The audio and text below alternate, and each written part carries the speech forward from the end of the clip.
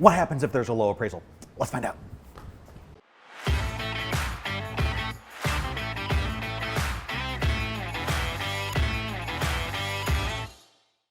Hi, welcome back to another Coffee with Coleman, where we love to discuss Washington, D.C., business, real estate, all that good stuff. My name is John Coleman, and I'm a real estate agent here in Washington, D.C. with the Jason Martin Group. If you could do me one quick favor, I'd very much appreciate it. Just go ahead and hit that like button below. It lets me know that you're watching. And additionally, if you really enjoy what you're watching, go ahead and hit the subscribe button, because then you'll get alerted each week when I release new videos. We've been seeing a lot of multiple offers recently, and some of the ways that buyers can compete in multiple offer situations is by eliminating contingencies. We've talked about eliminating the inspection contingency in the past, but today we need to talk a little bit more about the appraisal contingency and what that means for you, the buyer. Okay, so in essence, what is an appraisal contingency? It's essentially allowing the bank a set number of days to send out a third party to do an evaluation of the property to ensure that it's worth the amount of money that you are paying for it. And why do they want to do this? Well, they are probably going to own a pretty big stake in the property. And so if you were ever to default, they want to be able to take the property back, sell it, and get their money back. And that's why they have this contingency in the contract. Some people think that an appraisal is an independent evaluation by this third party.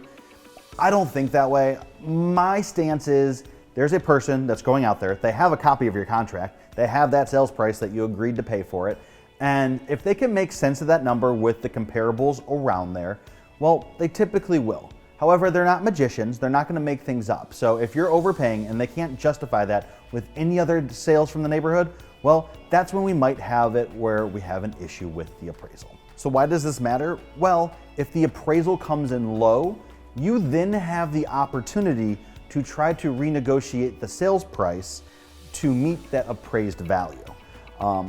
As a seller, you don't really want that. You had someone that says, I'm willing to pay this much. You're hoping to get that much. If they're able to renegotiate the sales price down, well, that's less of a good deal for them.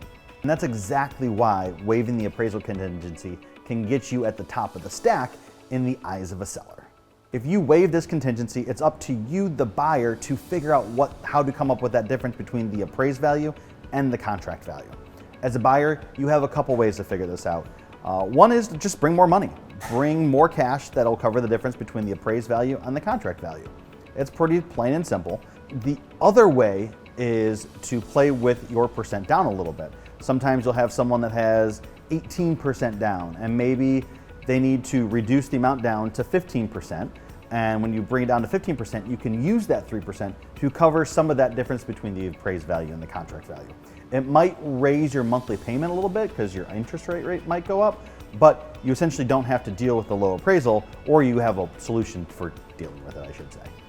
But a quick note on adjusting your percent down. If you're putting a low percentage down already, like 3 to 5%, there's not much wiggle room to play with, so that option might not be on the table for you. It's really when you have a higher down payment percentage that you can play with that a little bit more. So while there are strategies to overcome a low appraisal without having your appraisal contingency in there, it's important not to go in blind. The way that I approach this with my clients is we look through the comparables and we come up with a baseline of where we're pretty confident of what the property will appraise for. We then take that number and the number that we're willing to pay for it, and we call that our delta. And then we sit down with our lender and we have a full conversation of, if the worst case scenario happens and it appraises here and we're paying here, how are we going to overcome that? And what this does is it allows you to understand how you're going to react in the worst case scenario. And that's what eliminating contingencies responsibly is. It's mitigating the risks that you're taking. And by having these conversations, understanding the comparables with your agent, you're able to take that risk and understand what your worst case scenario is, and you already have a plan of action to move forward should that happen.